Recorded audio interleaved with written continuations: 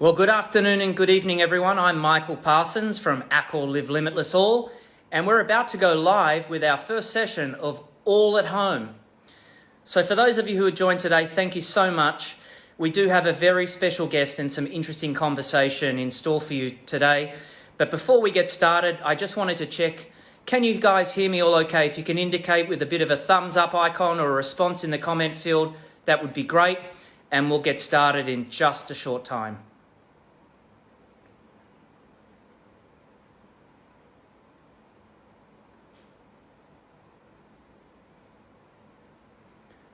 I'm seeing some familiar faces who are joining tonight, some of our hotels from around the region. Thanks for joining us. We're going to have a great session tonight, and hopefully you guys learn some great things tonight, and our special guest is exceptional.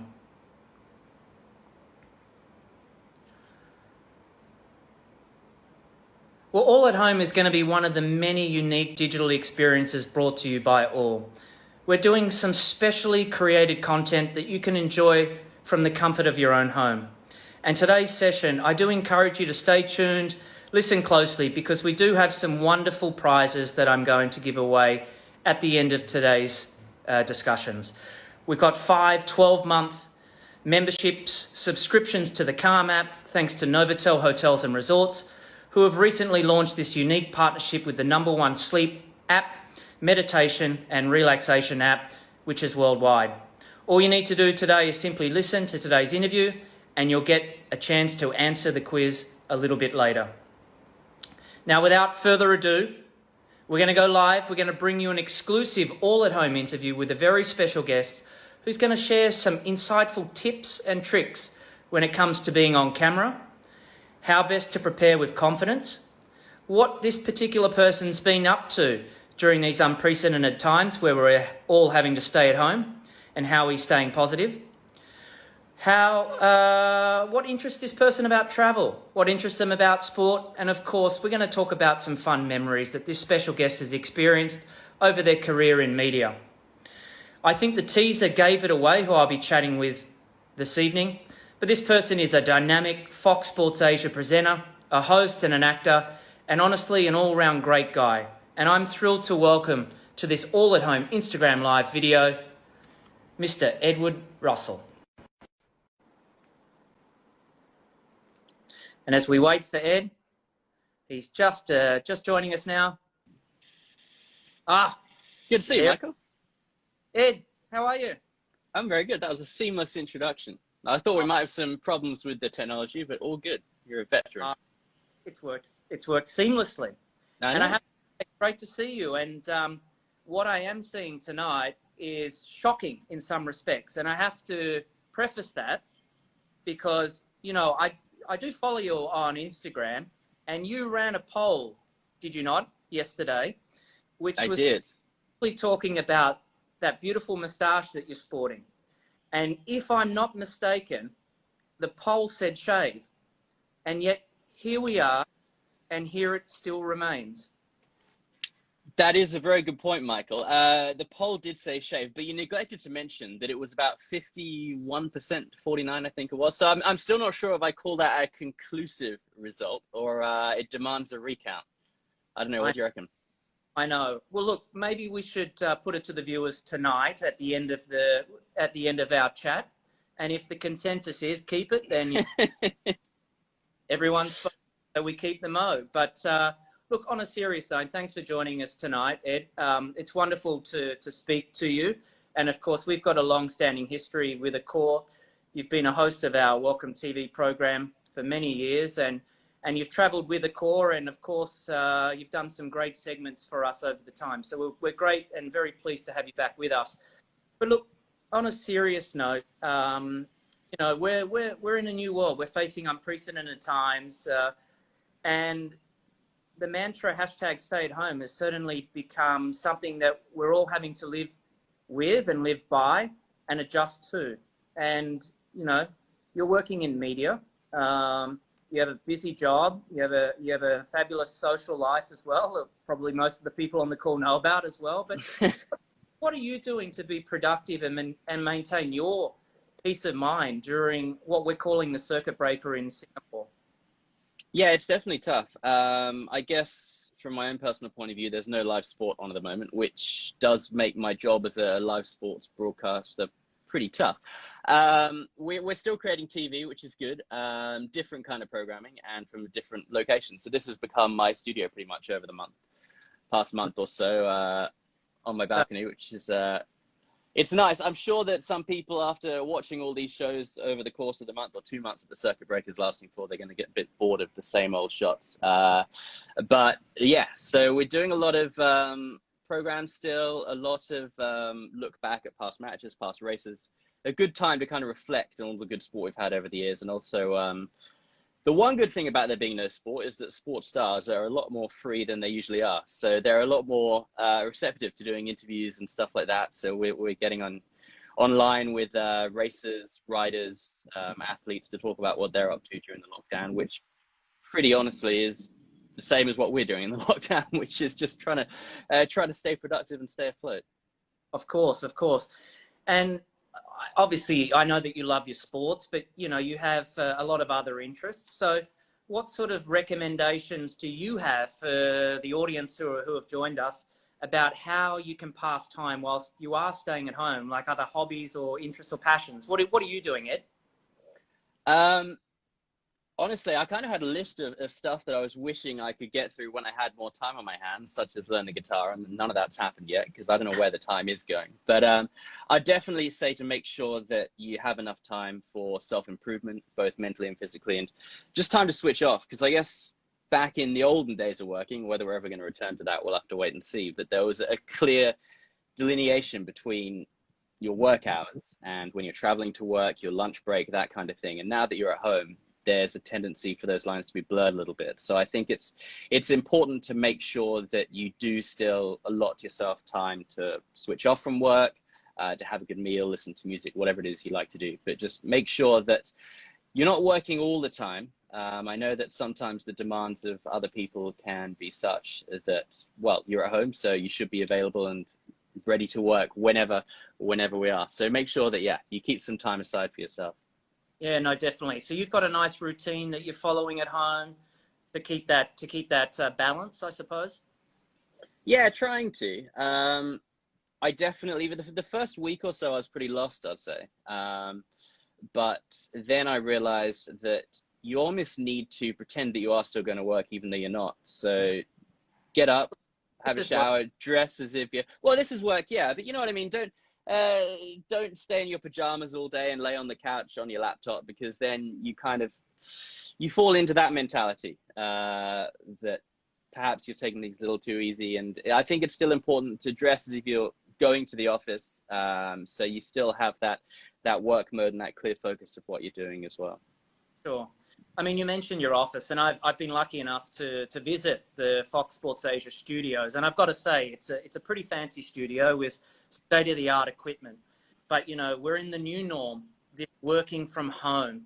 So what does that entail for you, Ed, when you've got to be camera ready, but now the camera is not in the studio, it might be in your laptop or your phone. So do you have to adjust to that, or you approach it the same way?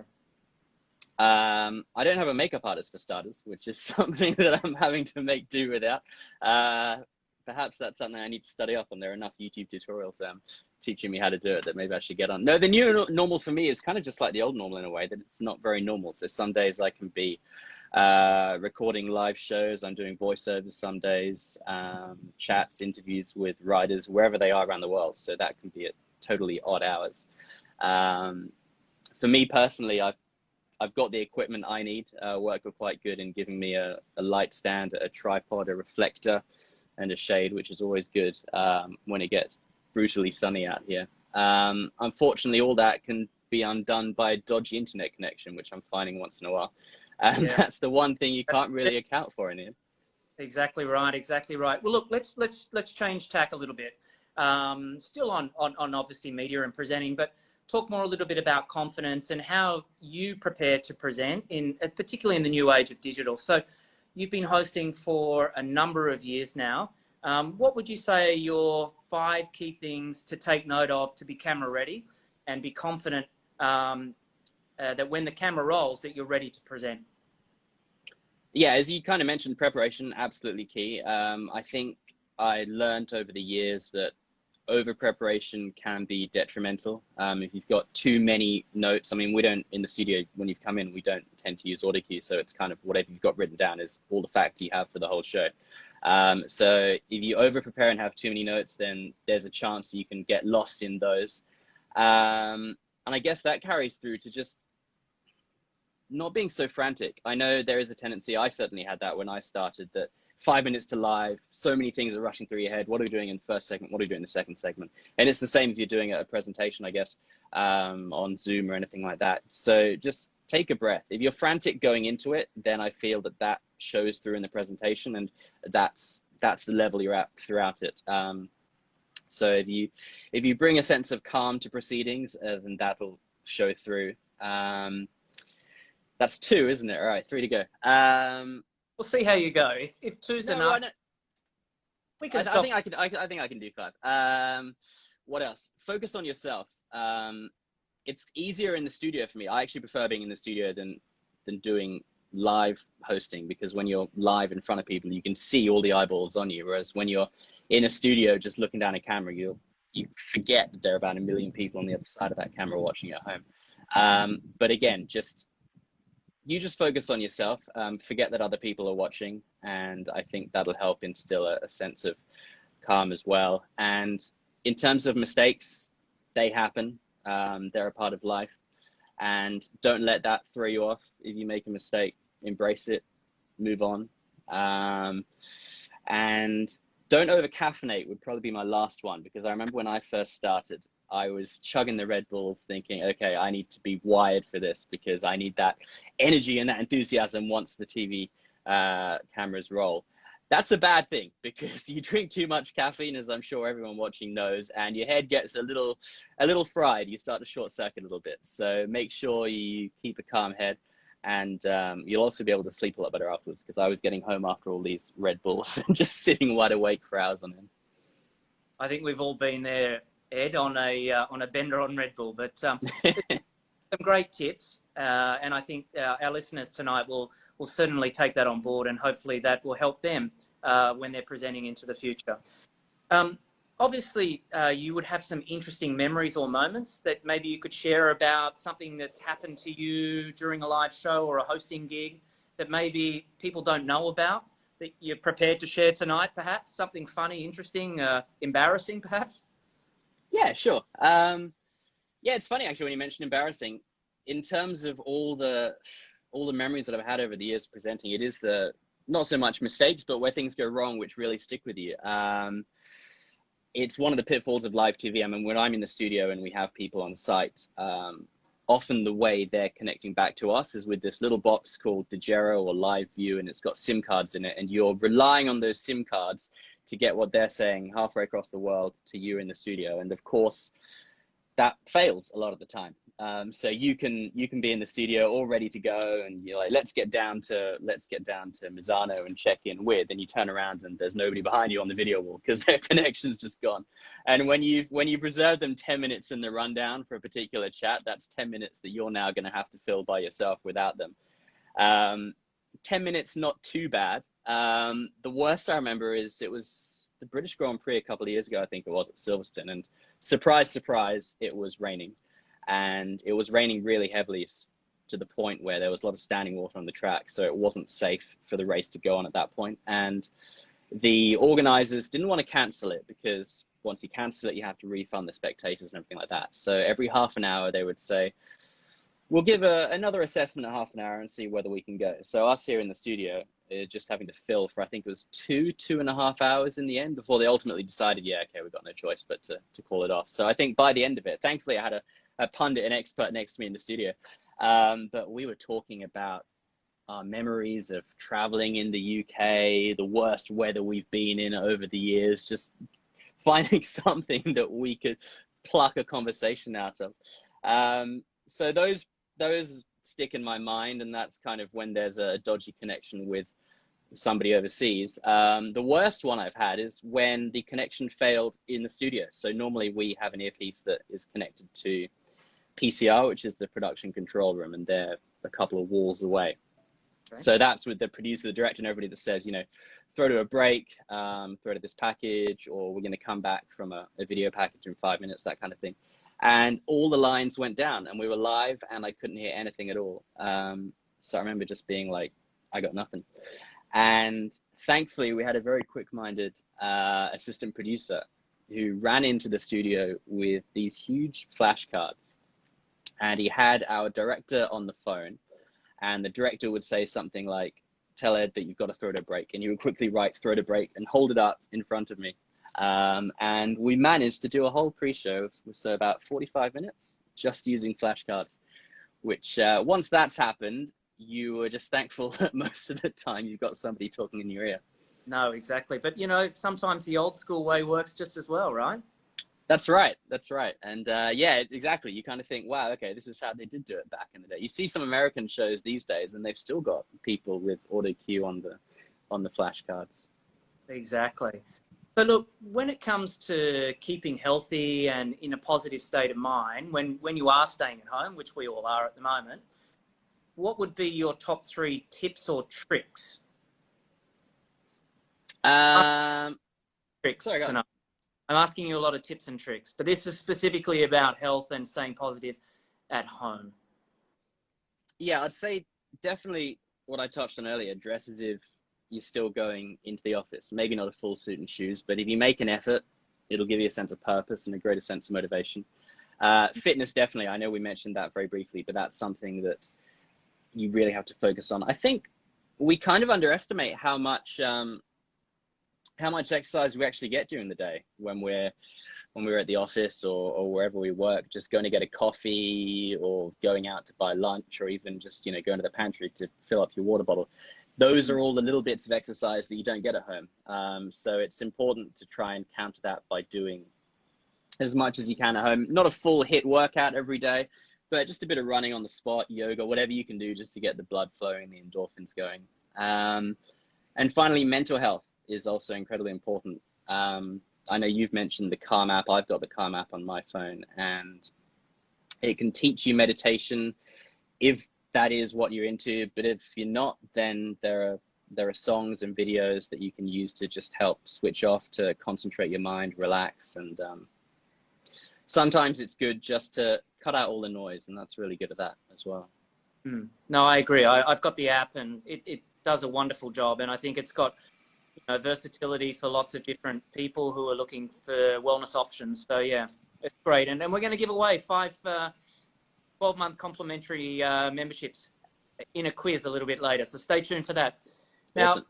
Obviously, you mentioned before, Ed, that you know, everyone's on hiatus at the moment. There is no live sport, but you know, you host a number of top rating shows on Fox Sports Asia, whether it's football or tennis or MotoGP. And of course, there is no live sport, and players are in isolation doing whatever they're doing. Some of them are being a bit naughty, but Yeah. what are you doing to prepare so that when sport does come back and it's live again, that you're ready to hit the ground running? Oh, mate, I've been ready for about 2 months, to be perfectly honest. Yeah, it's a hard one, isn't it? We do shows. One of my shows I do we record on the Sunday, and it's talking about MotoGP and World Superbikes, and we kind of bring viewers up to date with the latest updates in terms of race postponements. And that goes out on the Monday, and then by Tuesday it's all changed and there are further postponements. Thankfully, it's looking like the Bundesliga, the German top flight, could be coming back in about 10 days. On the 15th of May, which would be good to finally get some live sport. And just speaking to the riders as well, and everyone involved in sport, they're just itching to get back into it. So hopefully, I know everything's going to be behind closed doors for the time being, and that's totally understandable. And obviously, the health of everyone comes first before sport, which is a bit of fun in comparison. But it's weird. Yeah. My weekends used to be, you know, filled with, you know, this live rugby match followed by that live rugby match or that golf tournament or whatever it might be. And now the weekends seem a bit bland and everything sort of goes into one. I don't even know what day of the week it is today. And we're talking to the weekend. I don't know. Yeah, I had to double check actually, because what day was I supposed to be doing this?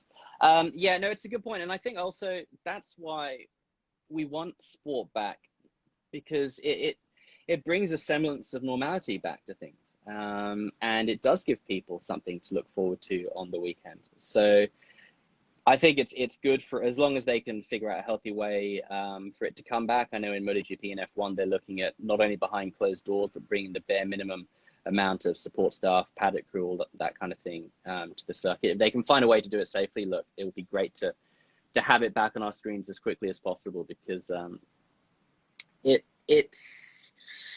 gives an indication that perhaps we're going to be returning to some sense of new normal sometime soon.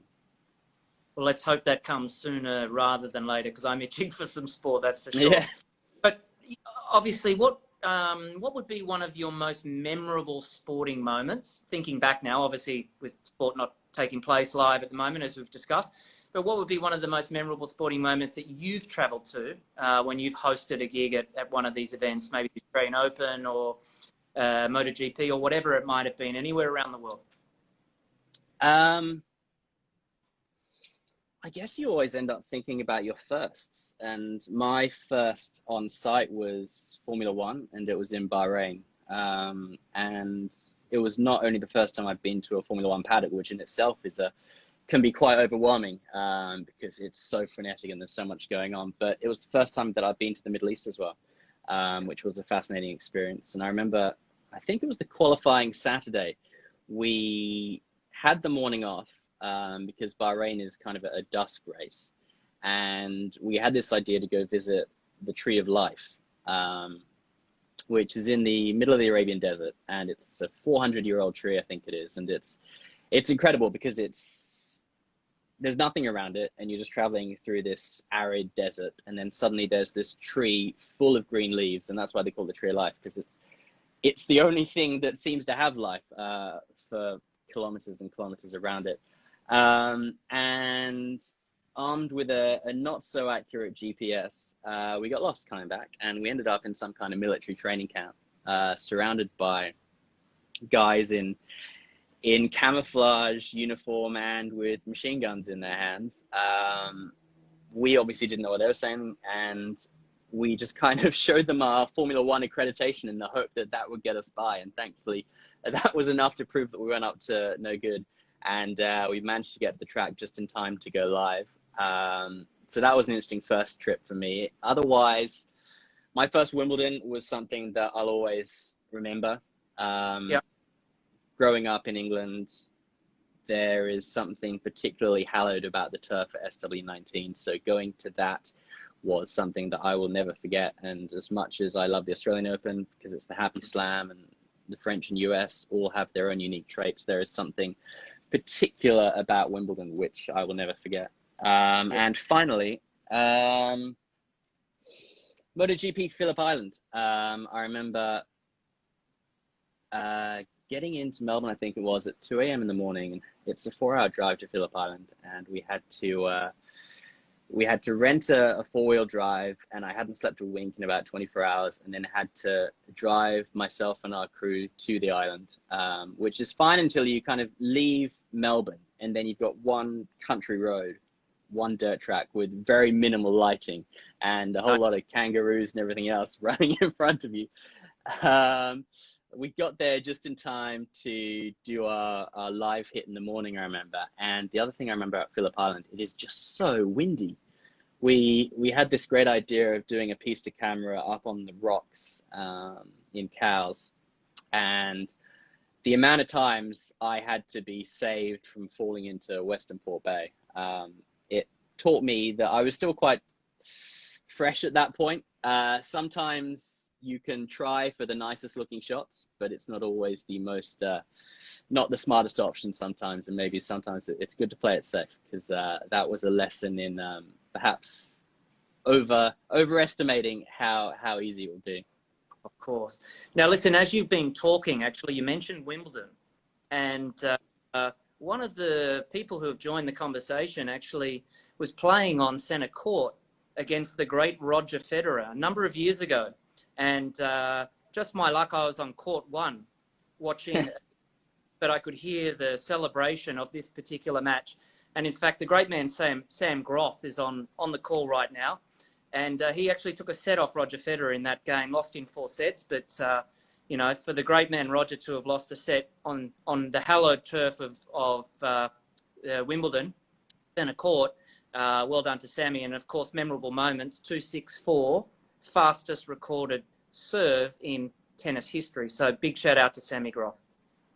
Good to see you, Sam. I enjoyed his punditry and his comments at the Australian Open as well, especially on that court they set up. I remember he did some serving masterclasses, which I found really interesting as well. Yeah, and all the courtside stuff on Rod Laver as well. Yeah, no, he's doing a great job, Sammy. And by the way, just for the viewers out there, I have returned his serve and I took a game off him. And he got angry. But anyway, that's for another interview maybe. Listen, about interviews. Who was your favourite interview of all time? Who was it? What made the interview so special? Again, going back to my first, it would have to be Roger Federer. We mentioned him. No better place to start. I remember my very first tennis on site was Roland Garros 2016. And I've always been a Federer fan, and I was super excited to finally meet the great man. And it turned out that would be the first Grand Slam he would miss in about 16 years, I think it was, because he had a knee injury. So that meeting had to wait until 2017 in Melbourne, which was fantastic for me because I got to watch that amazing final between him and Rafa. Bear with me. I'm just going to turn the light down. It's making it look particularly skeletal, isn't it? There we go. Another tip to share, lighting. Yeah, prepare your lighting beforehand. That's the tip, because otherwise then you have to interrupt what you're saying halfway through. On or off in my place, sorry. Was it? Oh yeah, Roger Federer. Yeah, so 2017, Melbourne, and I remember I was pretty nervous. The press room that we're in, the media center where we do all the interviews, is very noisy, as you can imagine, because there are so many different TV crews and everybody in there always talking. And whenever any tennis player comes in, they still keep talking because, look, they're the tennis players and you see them at every Grand Slam. But Roger Federer, there's something different about him. When he walks in, everybody shuts up. And I was pretty terrified at that point because he was one of my first interviews of the Australian Open. And he came over and you just watch him go from one broadcast to the next, and he's getting closer and closer to you, and you're getting more and more scared. And then I remember he was wearing these Air Jordans. This was back when he was fully with Nike, before he went to Uniqlo. And I was also wearing some Air Jordans at the time. And he just said something like, "Nice shoes, man. I've got the same ones." And it just totally disarms you, and all the worries you have about interviewing him are just gone. And since then, whether it's the truth or not, he always says, "Good to see you again." And it's the little personal touches like that really make him a standout interviewee, in my mind. Other than that, Lewis Hamilton is always great if he wins. Yeah, well, that is true.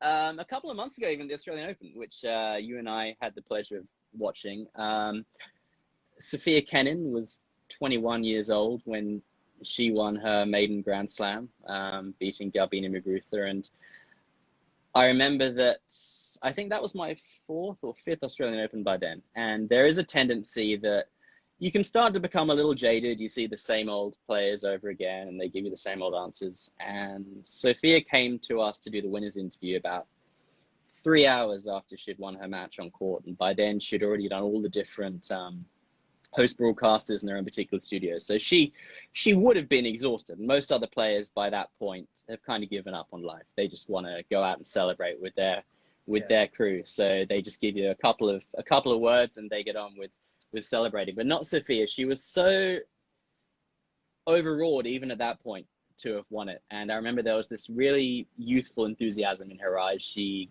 got down, she's like, "Oh, what do I do? Oh, I've got to have the trophy. I need to make sure I show the trophy. Can you see the trophy in my hands?" That kind of stuff. And it reminded me just how important sport is, and just the stories it can create are fantastic. And finally, because I saw you and I reminded me of another interview we did. Actually, I didn't actually do it. It was was Paula, one of our colleagues at Fox Sports, but it was at the Sofitel Melbourne on Collins, and it was Serena Williams. And Serena is one of the few who doesn't do the pre-tournament interviews. So it's very rare that broadcasters get to speak with her before the tournament starts. And we had the opportunity, thanks to you and Decor as well, to sit down with her. And I remember Paula talking to her about motherhood and about what she likes to get up to in Melbourne, what tennis means to her and to Venus as well. And that really changed my opinion of her as well, because I think a lot of people have this opinion of Serena as she puts a wall up and she's a great champion, but perhaps she can be a little bit cold. But that really showed me that there is a really human side to Serena that not many people get to see. And again, it just reminded me how lucky and privileged I am, I guess, to be in this position, that I do get to see the other side of these sports stars. No, definitely. And look, we love Serena. She's done an amazing job as our ambassador for a number of years. And we hope that she can return to tennis when tennis comes back and get that 24th Grand Slam and equal that record, and then hopefully kick on and own that world record of 25 or more on her own. So we wish her all the best. Now let's pivot to travel. All right, let's pivot to travel. What are you missing most about travel, Ed? You do travel.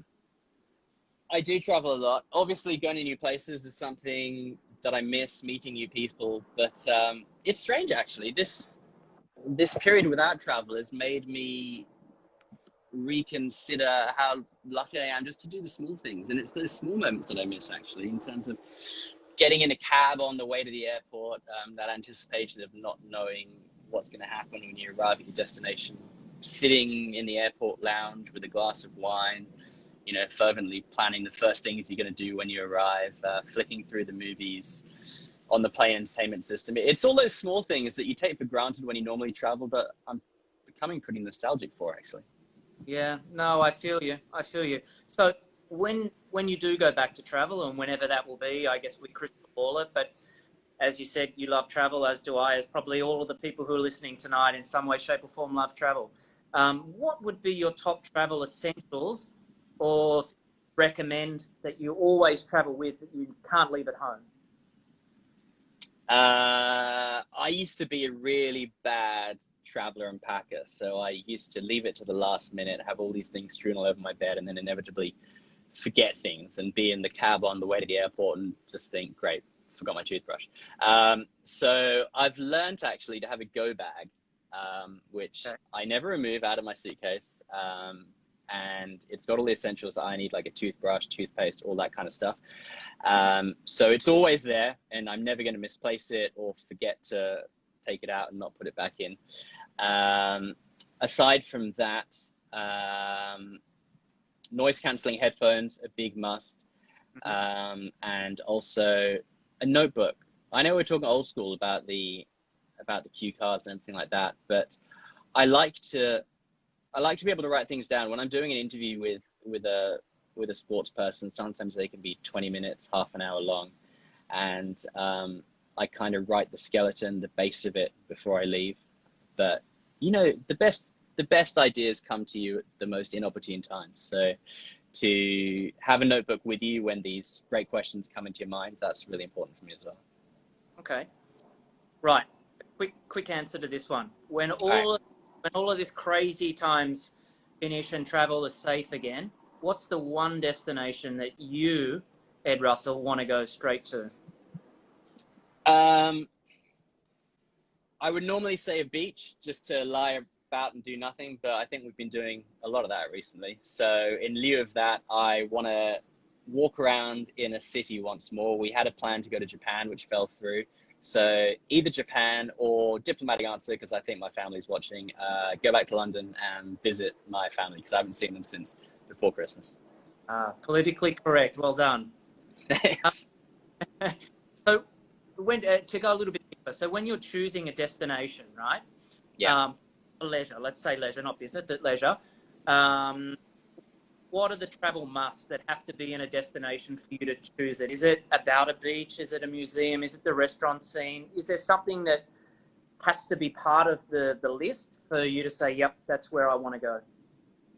Anybody who knows me knows I'm incredibly indecisive. So I can never choose between a beach or the city because I kind of want a bit of both. So if I do have a few days off, I would tend to split it. So I'd do a couple of days or, 2, 3 days by the beach, relaxing.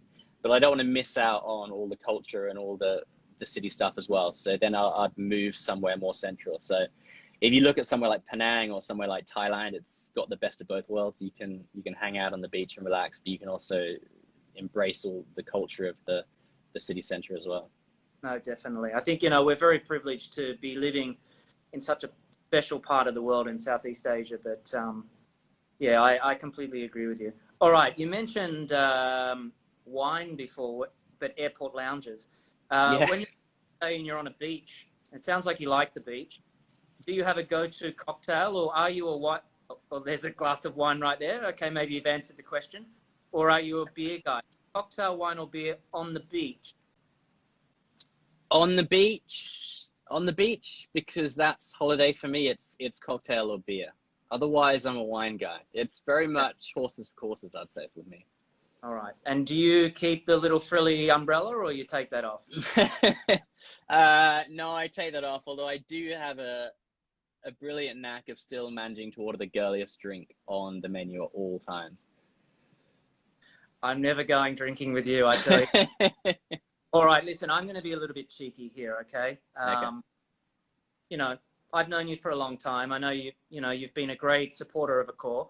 What would you say is your favorite Accor hotel or resort that you've stayed, and what did you like about the property? Good question. By the way, lots of people online I've noticed that are from hotels. So if you haven't been watching closely, don't say the wrong hotel. I better scroll through and see which hotels are watching so I can name check them. Sofitel Melbourne on Collins will always hold a special place in my heart just because we've done so much there to do with the Australian Open. I was lucky enough for you to invite me there, only a couple of months ago, right, to have tea with Jim Courier, and it's fantastic because it's so close to Melbourne Park. You can walk from there. It takes about 10 minutes, but it's right in the center of the action in Melbourne. Chinatown's pretty close as well.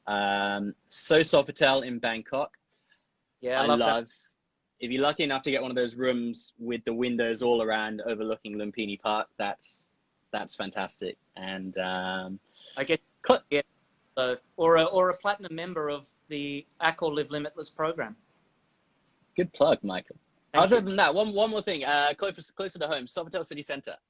They've got a restaurant there called Racine. Racine, absolutely, yeah. Which means roots, I think. You can correct me here. I think it means roots, which is French roots, but they do Chinese food as well. And that's a great restaurant. I've never had a bad meal there.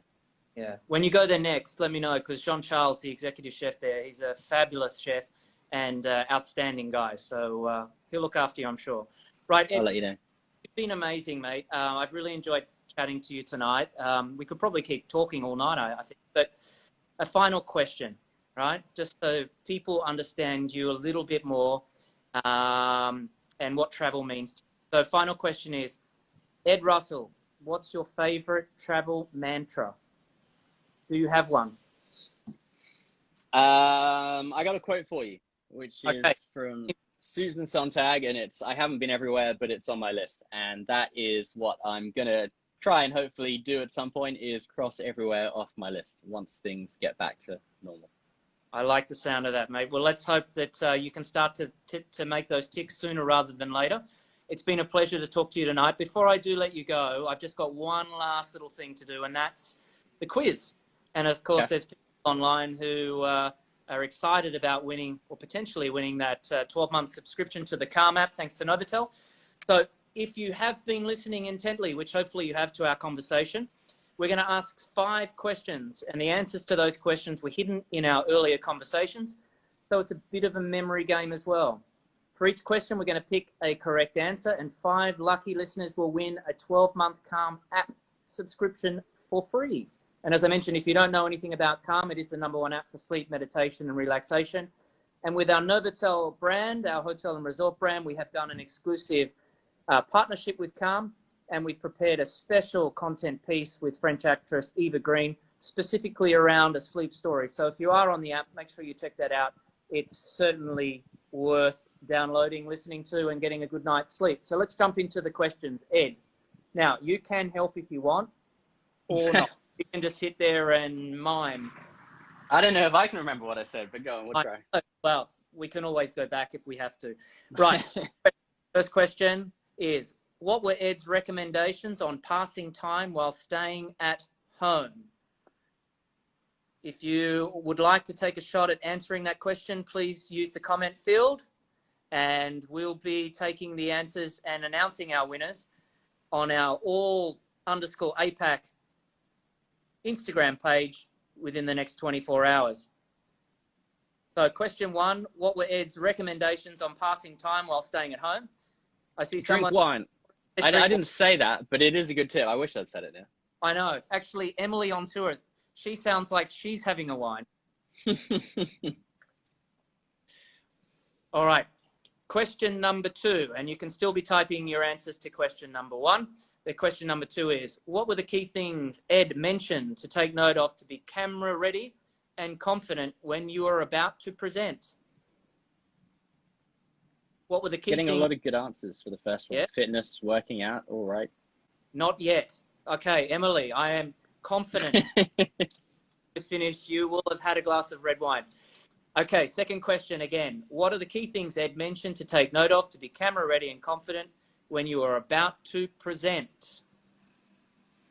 That's question 2. Question 3. When it comes to keeping healthy and in a positive state of mind when staying at home, what were Ed's top 3 tips and tricks? Or what were your top tips and tricks for staying healthy and positive in the mind when you're at home? So that's question 3. Have pants on. Ed, do you have pants on? Always a good tip. I do have pants on. I have to take my word for it. I'm not going to pan down, but yes, I do. Okay, good tip. All right, question number 4. What is Ed's favorite Accor hotel and wine? That one was, he only answered that question just a couple of minutes ago, so it should be fresh for a lot of you. He mentioned 2, either or will do. Bonus potentially for those who get them right, the 2 of them. And question 5, our last question. Again, we're giving 5 12-month subscription to the Calm app. Give us your most interesting and unique travel mantra. Okay, so Ed obviously gave a very unique quote, which I love. You can make one up if you want to. But what is your most interesting or unique travel mantra? So they're the 5 questions. I'll leave this open for a couple of minutes as we say our thank yous. But again, we're going to answer those questions. We're going to provide our feedback on the answers to those questions on our Instagram page, which is obviously what you've logged into today, which is at all_APAC. And we'll be announcing those winners on that page, those 5 winners tomorrow. So Ed, I think that's a wrap, my friend. I have to thank everyone for tuning in. I hope everyone enjoyed this episode of All at Home and the experience that you brought to the table, not so much me, but you, Ed. And I have to thank you. You are a real gentleman. Mr. Edward Russell, thank you for sharing all your tips and tricks. It's been a pleasure to chat to you tonight. And for those who have joined us, wherever you might be watching, stay home, stay safe, and stay healthy. I'm Michael Parsons, and a very good night. Thanks a lot, Michael. See ya. Thanks. See you soon. Good night, everyone.